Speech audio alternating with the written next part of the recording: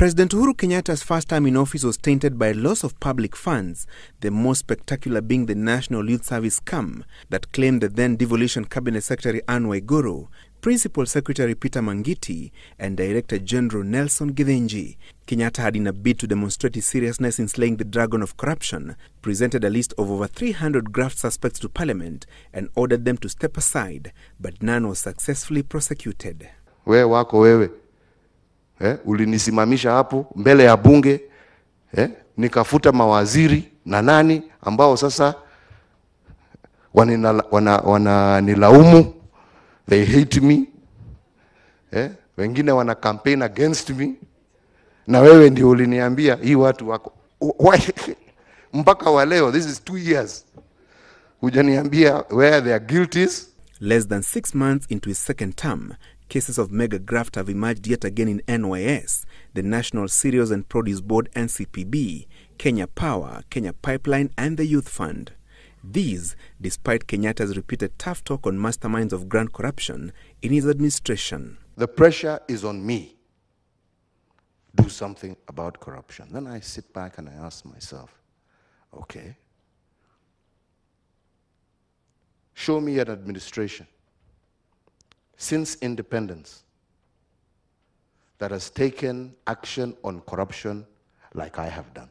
The Directorate of Criminal Investigations has been probing the alleged loss of 9 billion shillings in NYS through payments to shadowy suppliers and exaggerated cost of items, in a letter alleged to have been penned last month by Head of Public Service Joseph Kinyua to CID Director George Kinoti. Kenyatta had sought daily updates on investigations into the NYS, Kenya Power and NCPB scandals, but State House has since denied the letter. Deputy President William Ruto calling for thorough and speedy probe into the scams that have cast the Jubilee administration in bad light. Wale waliotapeli wakulima wakasema ya kwamba ati mtu mmoja anaweza kuwa na mifugo 1,200 na yeye hana shamba. And I want to tell the Ministry of Agriculture, don't tell us about money not being lost.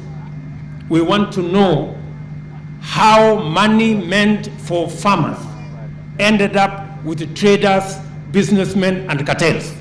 The sweeping changes that Kenyatta made at the helm of the police force, an appointment of Nuruddin Haji to head the Directorate of Public Prosecutions, was meant to inject freshness in the war against corruption.